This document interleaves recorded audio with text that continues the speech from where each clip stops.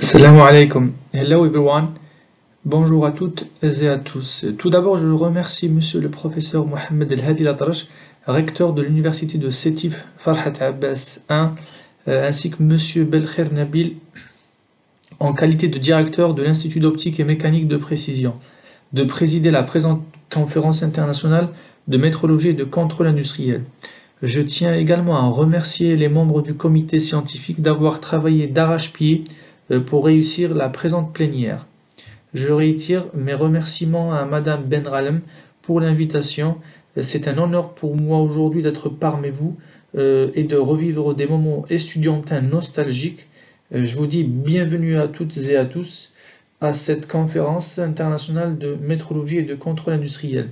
Je suis présent aujourd'hui en distanciel parmi vous afin de partager un sujet qui tourne autour de la comparaison interinstruments, qui est un cas pratique pour la mesure du dioxyde de carbone dans le domaine de la qualité de l'air dans les ERP, les établissements recevant du public.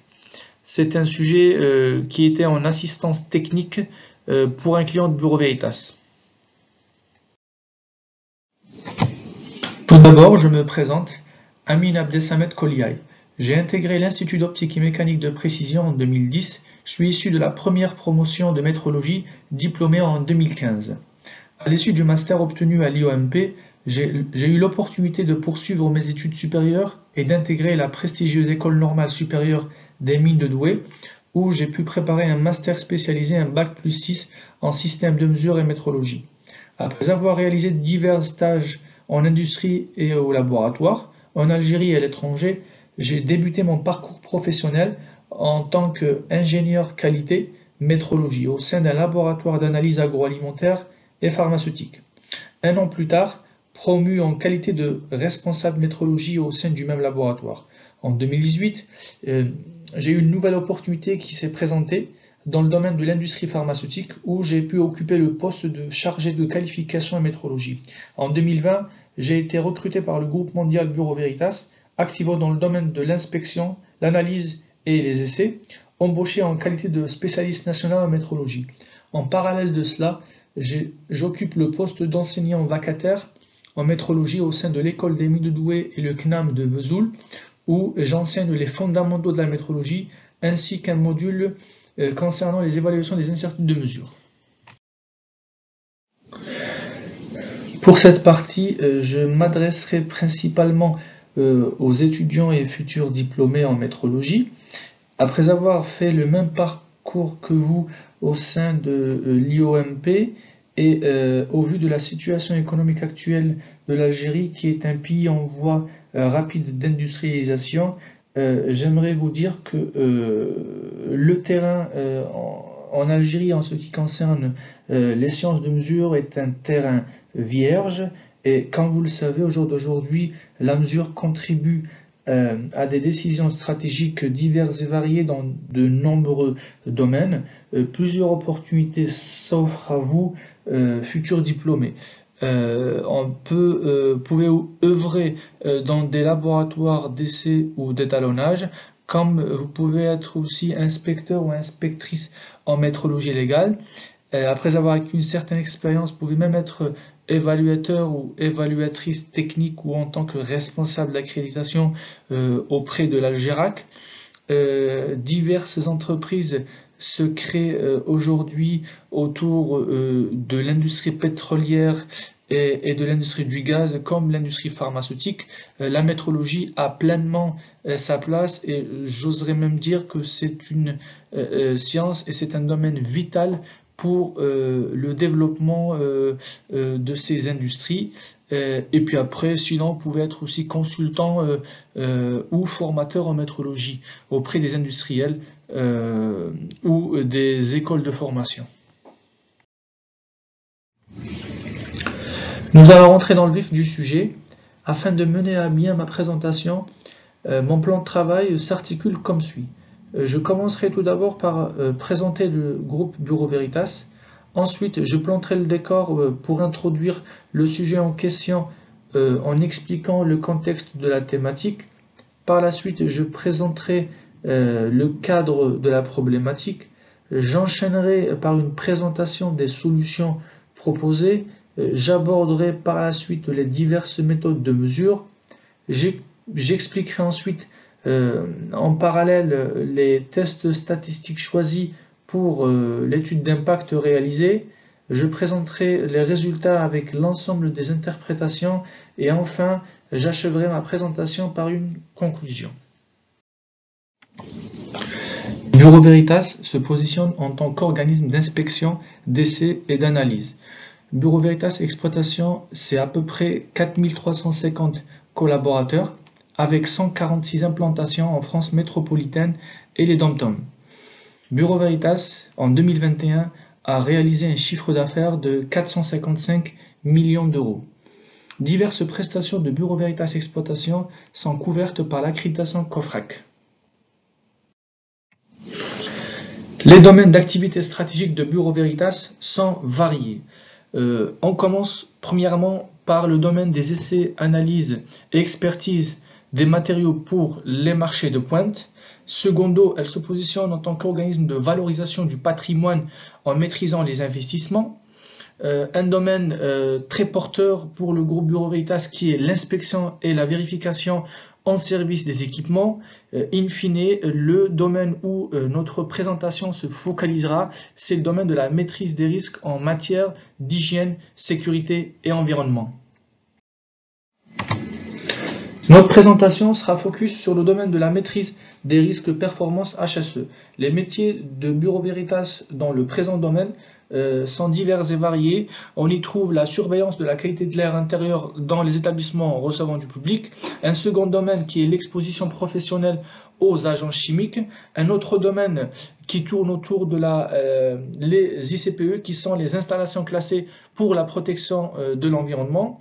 Un domaine phare de Bureau Veritas qui tourne autour de la mesure des émissions de polluants gazeux dans l'atmosphère, régi par diverses réglementations et arrêtés préfectoraux. Un autre domaine qui tourne autour du diagnostic pollution des sols des sites industriels. Et in fine, le domaine de la maîtrise du risque d'explosion pour les zones ATEX. Diverses maladies chroniques transmissibles telles que l'asthme ou les allergies sont dues généralement à la dégradation de la qualité de l'air intérieur dans les établissements recevant du public. Cette dégradation doit être analysée. L'analyse de la qualité de l'air intérieur consiste à mesurer et contrôler le niveau d'exposition de certains gaz qui découlent de plusieurs facteurs. On y trouve en premier lieu la présence d'un polluant chimique tel que le dioxyde de carbone, le benzène ou le formaldéhyde issus des matériaux utilisés lors de la construction, tels que la peinture ou la mousse isolante. En second facteur, on peut trouver l'âge du bâtiment qui a des effets néfastes sur la santé des substances auparavant utilisées. In fine, on y trouve le facteur normatif, donc par rapport aux nouvelles normes relatives à l'isolation et l'étanchéité des constructions de haute qualité énergétique, disposant d'un système de recyclage de l'air intérieur plutôt que de le renouveler. La première partie nous a permis un petit peu de dresser la problématique. La seconde partie, il faut savoir que 90% du temps passé dans notre vie quotidienne est dans des espaces clos, tels que les bureaux, les maisons, les transports en commun, les écoles. La mesure en continu du taux de CO2 est indispensable dans ce cas-là, pour le suivi de la qualité intérieure dans ces établissements. Cette mesure va nous permettre d'évaluer un paramètre qui s'appelle l'icône, donc c'est l'indice de confinement, et cette évaluation de cet indice va avoir des conséquences énormissimes sur les décisions qui seront prises suite à cette évaluation de cet indice. Par exemple, des décisions stratégiques par rapport au système d'aération du bâtiment ou de l'infrastructure ou bien des systèmes de ventilation. Pour ce faire, il y a une stratégie, il y a une démarche à suivre. Donc la première étape, c'est mettre en place une stratégie d'échantillonnage ou de mesure. La deuxième étape, c'est déployer les méthodes de mesure fiables du CO2 pour, in fine, arriver à une classification des établissements selon leur indice de confinement. La mesure du taux de CO2 se fait dans notre cas avec des capteurs basés sur le principe de l'infrarouge. La technique de mesure se fait par phénomène d'absorption. Pour s'assurer du bon fonctionnement des capteurs, ainsi que les mesures réalisées sur le terrain, une phase d'étalonnage et de confirmation métrologique est réalisée à des intervalles réguliers. L'étalonnage d'un capteur CO2 se réalise comme suit. On utilise au début des bouteilles de gaz dit étalon à une concentration connue, raccordée COFRAC ou équivalent, permettant la traçabilité au système international des unités, avec une incertitude connue et une date de validité. Par le biais d'une platine de distribution du gaz étalon en question, permettant de gérer le temps et la concentration d'injection, les capteurs sont installés par la suite dans une chambre d'injection hermétique. Une injection est faite sur une durée bien déterminée afin de bien saturer l'espace de la chambre. À la fin de l'opération, un système d'acquisition muni d'un soft permettant l'extraction des résultats bruts de mesure qui seront traités par la suite pour déterminer les caractéristiques métrologiques du capteur. Les caractéristiques vérifiées sont le temps de réponse, la répétabilité, la linéarité ainsi que la dérive du capteur. En ce qui concerne la description de la problématique, le client lambda de Bureau Veritas a utilisé des bouteilles de gaz ayant une date de validité dépassée pour étalonner les capteurs de CO2. L'expiration de la bouteille de gaz étalon selon la date du constructeur va forcément détériorer et dégrader les caractéristiques physico-chimiques du mélange gazeux. De facto, donc, la chaîne de raccordement est interrompue, ce qui amène à se poser des questions sur les étalonnages réalisés, ce qui va forcément induire un doute sur les mesures terrain réalisées. De facto, donc, l'indice de confinement évalué sera erroné et du coup, les décisions prises seront fortement impactées. La question qui se pose, c'est que quelle étude d'impact doit être réalisée afin d'apporter les pièces preuves et d'instaurer une confiance quant aux mesures réalisées par le client sur le terrain, malgré l'étalonnage réalisé avec des bouteilles de gaz dont la date d'expiration était bien dépassée.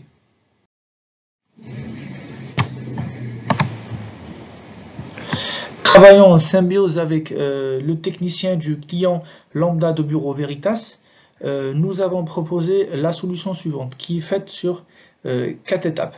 La première consiste à effectuer une comparaison inter-instruments pour les 9 capteurs avec la bouteille de gaz étalon ayant une date d'expiration déjà dépassée. Suite à cette comparaison, nous allons effectuer un traitement des résultats en utilisant le test de Mandel, que ce soit le test K ou H, et suite à ces tests, nous allons effectuer une interprétation par rapport à ces résultats. La photo à droite nous montre un petit peu le schéma qu'on va utiliser pour faire la comparaison inter-instruments. Donc on a des bouteilles de gaz ayant une date d'expiration déjà dépassée, qui ont été servies pour étalonner les 9 capteurs. Donc ça, c'était la problématique au départ. Donc on va refaire la même chose, mais cette fois-ci en faisant une comparaison inter-instruments. La deuxième photo, donc c'est la platine d'injection de gaz qui nous permet de maîtriser la génération ainsi que la durée d'injection. Et en troisième photo, c'est la chambre d'injection hermétique. La deuxième étape consiste à effectuer la même manip que la première étape, donc c'est une comparaison inter-instruments sur les 9 capteurs. Mais cette fois-ci, on ne va pas utiliser les bouteilles de gaz étalon raccordées ayant une date de validité dépassée, mais cette fois-ci, notre étalon, ça sera une chaîne de dilution étalon raccordée au COFRAC avec des bouteilles de gaz ayant une date de validité valide. Pareil, donc on a une platine d'injection ainsi qu'une chambre hermétique. Donc on va faire les mêmes étapes, donc une comparaison inter-instruments avec la chaîne de dilution, un traitement statistique basé sur le test de Mandel, une interprétation des résultats du traitement. La troisième étape consiste à évaluer les écarts normalisés des moyennes des deux méthodes de l'étape 1 et l'étape 2, et en associant aussi un test de variance nommé ANOVA. La quatrième étape consiste à traiter statistiquement l'ensemble des résultats obtenus à l'étape 1, 2 et 3, statuer sur l'étude d'impact et conclure sur l'utilisation d'un gaz ou pas étalon expiré pour des étalonnages. Dans cette diapo, donc, nous allons détailler les deux étapes citées auparavant. La première étape consiste à faire une comparaison interinstrument avec la bouteille de gaz étalon ayant une date limite dépassée avec une teneur de 100 ppm. La méthodologie consiste à installer les 9 capteurs CO2 dans la chambre à injection hermétique et programmer le pas d'acquisition. Par la suite, donc, on va injecter du gaz pendant 1 heure pour atteindre la stabilité. Ensuite, on va faire une mesure et un enregistrement pendant 20 minutes. Le pas, donc, ça sera une mesure toutes les 2 minutes. Suite à ça, donc, on va couper l'injection du gaz, du CO2, et nous allons injecter de l'azote pendant 20 minutes pour vérifier le retour au zéro. Et in fine de cette étape, donc, nous allons extraire les mesures à l'aide du soft constructeur et on va essayer d'exploiter les résultats. La seconde étape, c'est exactement pareil. On va faire une comparaison interinstrument, mais cette fois-ci avec une chaîne de dilution étalon équipée d'une bouteille de gaz à 500 ppm, avec une date bien évidemment limite valide. Nous allons pareil installer 9 capteurs CO2 dans la chambre hermétique. Nous allons diluer et injecter le gaz pendant 1 heure afin d'atteindre la stabilité. On va mesurer et enregistrer pendant 20 minutes avec un pas de 1 mesure toutes les 2 minutes. Suite à ça, donc, nous allons couper l'injection du CO2 et on va réinjecter de l'azote pendant 20 minutes afin de vérifier le retour à zéro. Et enfin, nous allons extraire les données à l'aide d'un soft constructeur. C'est le même soft qui a été utilisé à l'étape 1 pour exploiter les résultats derrière.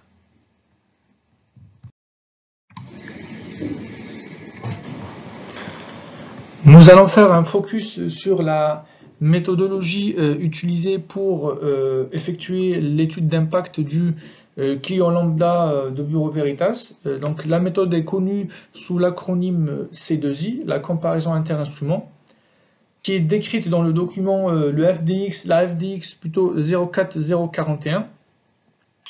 C'est une méthode inspirée des comparaisons interlaboratoires. C'est une méthode de surveillance des équipements au sens large et elle est plus puissante qu'une carte de contrôle individuelle. Par exemple, ce qu'on trouve dans les laboratoires pour suivre, à titre d'exemple, des étalons, par exemple. Elle est basée sur le principe que des instruments de même famille, donc des instruments de mesure de même famille, n'ont statistiquement aucune raison de dériver dans le même sens et de la même valeur durant le même intervalle de temps. Les tests de la comparaison interlaboratoire, interinstruments, je m'excuse, sont basés sur les tests de la norme 5725, ce qu'on appelle communément les tests des valeurs aberrantes, afin de détecter les instruments de mesure douteux. Les applications de la dite méthode qui est la C2I sont diverses et variées. On peut trouver par exemple une application de cette méthodologie pour la surveillance des étalons, par exemple, dans un laboratoire d'étalonnage ou d'essai. On peut utiliser cette méthodologie pour définir et optimiser les périodicités de confirmation métrologique d'un instrument de mesure. On peut utiliser cette méthodologie pour détecter une dérive sur un équipement ou un processus de mesure. On peut même l'utiliser dans les cas où les étalonnages sont extrêmement difficiles à mettre en œuvre. Et finalement, la cinquième application, c'est ce qu'on est en train de voir aujourd'hui, c'est pour lever un doute sur une pratique métrologique.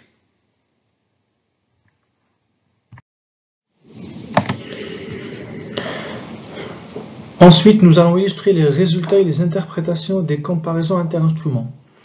Nous allons d'abord commencer par le cas numéro 1 qui illustre l'utilisation d'une bouteille de gaz étalon avec une date de validité dépassée. La figure à gauche représente les résultats de la comparaison interinstruments suite au test de Mandel-H. En exploitant l'ensemble des mesures de la comparaison interinstruments de l'étape 1, deux seuils sont évalués. Un seuil haut et bas à deux écarts types représente les limites de surveillance et un seuil haut et bas à trois écarts types représente les limites de contrôle. On constate qu'en utilisant ce premier test de Mandel, qui est un test de moyenne des populations, autrement dit les mesures enregistrées pour chaque capteur, ce test est, d'après la représentation graphique, présente des résultats assez cohérents par rapport au seuil statistique évalué par la méthode de C2I, malgré les légers biais de justesse, notamment pour les capteurs 4, 6 et 9. La figure à droite représente le test statistique Mandel-K, et en exploitant ces tests, donc l'ensemble des mesures de la comparaison interinstruments de l'étape 1, deux seuils hauts sont déterminés. Un seuil à deux écarts types et un seuil à trois écarts types, représentant les limites de surveillance et limites de contrôle.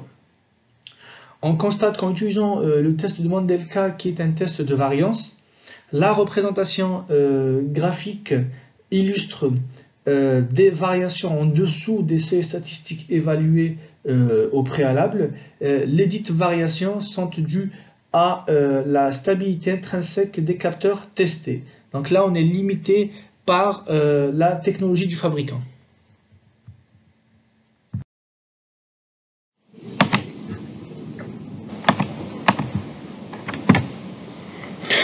Nous allons ensuite présenter et interpréter les résultats de la comparaison interinstruments pour la seconde méthode, qui est l'utilisation d'une chaîne de dilution étalon associée à une bouteille de gaz étalon ayant une date de validité non dépassée. Le raisonnement pour l'évaluation des seuils hauts et bas à 2 et 3 écarts types pour les tests de Mandel H et K reste identique à ce qui a été présenté au slide d'avant. En se focalisant sur la figure de gauche, le test de Mandel H présente des résultats cohérents par rapport aux seuils statistiques évalués par la méthode C2I, malgré les légers biais de justesse, notamment pour les capteurs 1, 4 et 8. La figure à droite de l'écran représente le test de Mandel-K. Pour rappel, c'est un test de variance. Les variances représentées sont en dessous des seuils statistiques déterminés au préalable. Ces variations sont dues sans doute à la stabilité intrinsèque des capteurs testés. Là aussi, on est dans le cas limitation par rapport à la technologie du fabricant. À l'issue des tests réalisés lors de la comparaison interinstruments, un écart normalisé entre les résultats de la méthode de mesure en utilisant une bouteille de gaz étalon avec une date limite dépassée et la méthode de mesure en utilisant une chaîne de dilution raccordée équipée d'une bouteille de gaz non raccordée est évalué. Le but étant de comparer les résultats du client lambda de Bureau Veritas avec une valeur assignée de référence. De plus, nous avons effectué une analyse de variance entre les deux populations issues des deux méthodes évoquées auparavant en se fixant un seuil de probabilité de 5%. Ce test nous a permis de statuer sur l'acceptation ou le rejet de l'hypothèse de la significativité des résultats, de facto sur la qualité des résultats d'étalonnage obtenus avec une bouteille de gaz étalon ayant une date de validité dépassée. La figure à droite de l'écran représente les résultats des écarts normalisés. Pour rappel, l'écart normalisé est un paramètre statistique permettant d'évaluer la performance de deux méthodes de mesure. Dans notre cas, en règle générale, c'est l'écart entre la valeur d'une méthode par rapport à une valeur de référence assignée, en incluant bien évidemment les incertitudes associées à chaque méthode. On remarque que les écarts normalisés obtenus rentrent bien dans les critères d'acceptation qui sont de -1 et 1. Les deux résultats de des populations issues des deux méthodes différentes ne présentent en aucun cas une différence significative. Les tableaux situés à gauche de l'écran représentent les résultats du test ANOVA. Pour rappel, le test ANOVA, comme expliqué auparavant, c'est un test qui permet de rejeter ou d'accepter une hypothèse sur la significativité des résultats de mesure obtenus par deux méthodes différentes. Nous avons obtenu une probabilité de 82% qui est largement supérieure au seuil fixé au préalable qui est de 5%, ainsi que la valeur du coefficient de Fisher est nettement inférieure à la valeur critique. En effet, l'hypothèse nulle quant à l'égalité des moyennes n'est pas rejetée, cela confirme bien l'hypothèse fixée et testée auparavant.